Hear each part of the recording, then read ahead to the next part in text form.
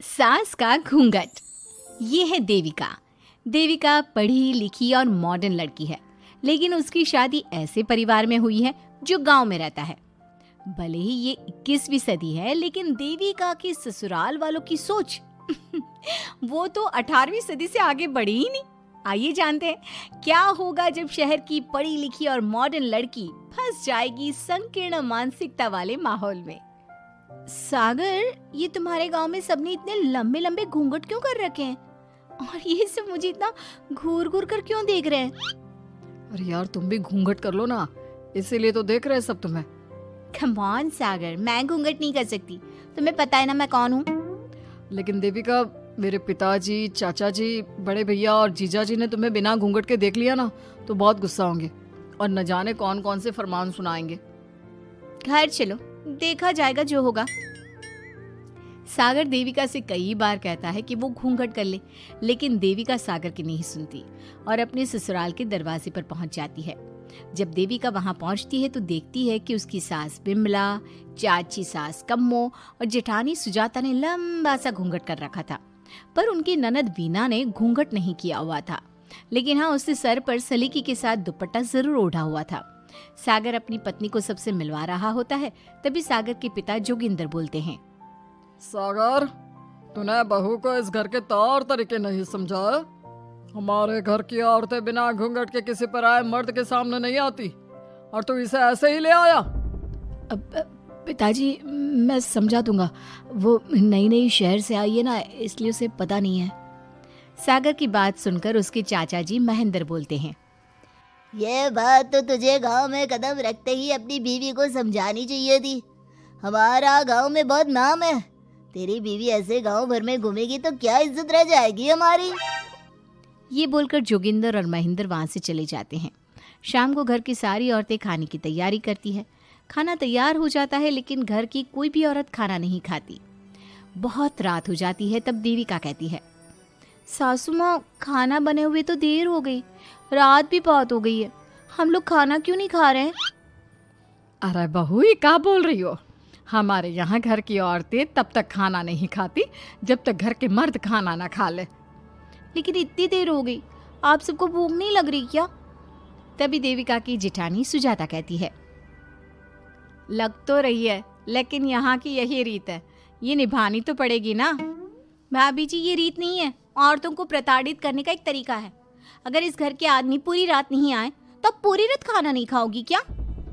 देविका ये बोलकर सीधा सागर के पास जाती है। सागर उसे समझाता है, देविका, यहाँ ऐसा ही होता है, तुम थोड़ा सब्र कर लो, पिताजी और चाचा जी आते ही होंगे, फिर हम सब खाना खाएंगे। सागर देविका को समझा ही रहा था, तभी देविका की ननद वीना आकर कहती है, सागर, खाना खाने आ जाओ, पिताजी और चाचा जी आ गए हैं। चलो देविका, तुम्हारा इंतजार खत्म हुआ। सागर खाने के लिए बैठ जाता है। जब सब खाना खाने बैठते हैं तो देविका भी बैठ जाती है। सागर धीरे से उसे कहता है, अरे देविका, ये क्या कर रही हो? तुम इस तरह हमारे साथ खाना नहीं खा सकती। मगर क्यों सागर, मुझे भूख लगी है, सब लोग खा रहे हैं तो मैं क्यों नहीं खा सकती? ये हमारे घर का नियम है, पहले घर के आदमी खाते हैं और बाद में औरतें। लेकिन सागर, हमारे घर में तो ऐसा कोई नियम नहीं है। देविका और सागर में बहस छिड़ जाती है। तब सागर का बड़ा भाई कहता है, सागर, तेरी बीवी को एक बार में समझ में नहीं आता क्या कि इस घर की औरतें मर्दों के खाना खाने के बाद ही खाना खा सकती है?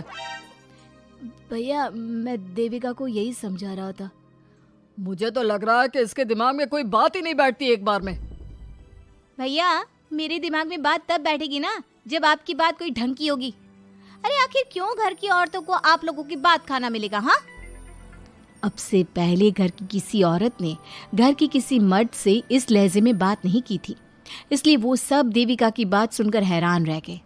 तभी सागर की जीजा और वीना के पति कल्याण जी कहते हैं, ये क्या है सागर, इस घर की दीवारों को औरतों की इतनी ऊंची आवाज सुनने की आदत नहीं है। अपनी बीवी को बोल जरा होश से काम ले और चुपचाप चली जाए। क्यों चली जाऊं मैं चुपचाप? इस घर की औरतें आपकी हर बात बर्दाश्त कर लेंगी, लेकिन मैं शहर की पढ़ी लिखी लड़की हूँ। आपके कोई भी फालतू के रीति रिवाज मैं नहीं बर्दाश्त करने वाली। इस तरह देविका ने सारे घर की औरतों के लिए मिसाल पैदा कर दी जोगिंदर के घर में पहली बार किसी महिला ने विरोध का स्वर उठाया है, ये बात घर के किसी मर्द को बर्दाश्त नहीं हो रही है। तभी जोगिंदर कहता है, महेंद्र, मोहन, इस बेशर्म लड़की को कमरे में बंद कर दो और आज इसे कोई खाना नहीं देगा। अगर किसी ने इसे खाना दिया तो मैं उसे जिंदा नहीं छोड़ूंगा। महेंद्र और मोहन उसे कमरे में बंद कर देते हैं और उसे खाना भी नहीं देते। रात के 3 बज जाते हैं। भूख की वजह से देविका को नींद भी नहीं आती। तभी उसे कुछ महसूस होता है। ऐसा लग रहा है कोई दरवाजा खोल रहा है, लेकिन इतनी रात को कौन हो सकता है? कहीं सागर तो नहीं? देविका उम्मीद भरी नजरों से दरवाजे की तरफ देखती है, लेकिन दरवाजा खोलने वाला सागर नहीं बल्कि विमला और कम्मो है। माँ जी, चाची जी, आप दोनों? बहू, ये ले, हम तेरे लिए खाना लाए हैं, खा ले। और ये बात ना तो किसी को बताना मत कि हमने तुझे खाना दिया है, नहीं तो हमारे मर्द मार मार कर हमारा बुरा हाल कर देंगे। माँ जी, आप यहाँ इतना घुट घुट कर क्यों रहती हो? देविका, अब तू भी इस घर की बहू है, तू भी हमारी तरह रहना सीख ले। इस घर के कायदे कानून अपना ले। इस घर के मर्द तो कभी बदलने वाले हैं नहीं बहू, तो तू ही बदल ले अपने आप को। माँ जी, बदलाव अच्छे के लिए हो तो हमें बदलना चाहिए, बेकार और बेतुकी बातों का तो विरोध करना चाहिए। दोनों ने देविका को समझाने की कोशिश की, लेकिन देविका ने उल्टा उन्हें ही समझा दिया। इसी तरह एक दिन देविका किसी बात पर जोर जोर से हंस रही थी। तभी देविका की सास विमला ने उसे टोकते हुए कहा, अरे बहू, तू इतनी जोर जोर से क्यों हंस रही है? हमारे घर की औरत इतनी जोर जोर से नहीं हंसती। विमला अपनी बहू को समझा रही थी कि तभी महेंद्र बोलता है, अरे कम्मो, कौन है ये औरत जो बेशर्मों की तरह जोर जोर से हंस रही है? तभी कम्मो और देविका बाहर आ जाती हैं। जी वो मैं हंस रही थी चाचा जी, अब आप लोग हंसने पर भी पाबंदी लगाओगे क्या?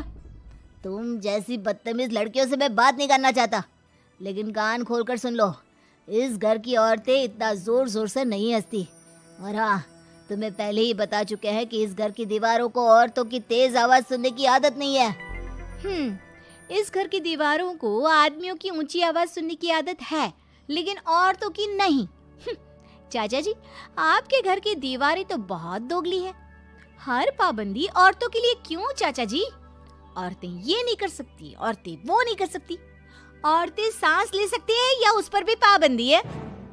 चुप हो जाना बहू, मत बोल और घूंघट कर ले। ये तेरे चाचा ससुर है, थोड़ा तो लिहाज कर।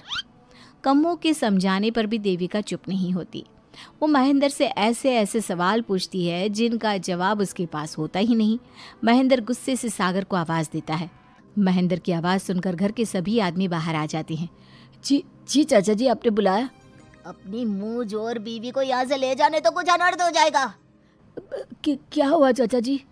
तेरी बीवी जिस तरह से मुझसे बात कर रही है, छोटे बड़े की तमीज नहीं है इसे। कम से कम 7 दिन तक ये कमरे से बाहर नहीं निकलनी चाहिए। अगर इसे मैंने कमरे से बाहर देख लिया तो किसी की खैर नहीं, समझे? पर मैंने कुछ गलत नहीं बोला। सागर, जो सच है मैंने वही कहा है। देविका, चलो मेरे साथ। लेकिन सागर, मेरी बात तो सुनो। सागर देविका को वहां से ले जाता है। इसी तरह से कई दिन बीत गए। अब देविका अपने ससुराल में हर गलत बात का विरोध करने लगी, लेकिन जितना ज्यादा वो विरोध करती, उसके ससुराल वाले उस पर उतना ही ज्यादा अत्याचार करते। अब देखना यह है कि देविका अपने ससुराल वालों के अत्याचार को यूं ही सहती रहेगी। क्या उसके ससुराल में घूंघट में औरतों का दम इसी तरह घुटता रहेगा? अगर आप इन सवालों के जवाब जानना चाहते हैं ना, तो हमें कमेंट करके ज़रूर बताइएगा। और हमारी स्टोरी को लाइक, शेयर और चैनल को सब्सक्राइब करना ना भूलें।